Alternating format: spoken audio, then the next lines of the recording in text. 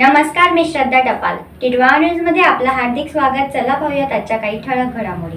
पावसाळ्यातील साथरोग प्रादुर्भावाची शक्यता लक्षात घेता आजपासून महापालिका परिक्षेत्रात विशेष फवारणी मोहिमेस प्रारंभ.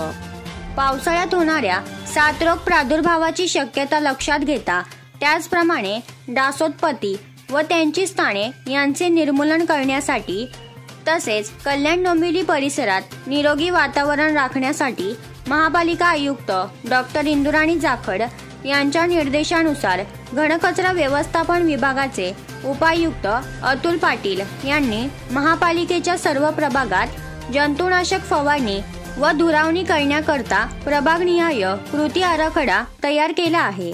या कृती आराखड्यानुसार आजपासून सुमारे 122 कामगार, 122 पितळी pump, 30 fog machines, 3 mountain jeeps आणि 11 ट्रॅक्टर्सच्या साहाय्याने संपूर्ण पाषार्ध प्रभागात घनकचरा व्यवस्थापन विभागाच्या कर्मचाऱ्यांमार्फत विशेष फवारणी मोहिमेस प्रारंभ झाला.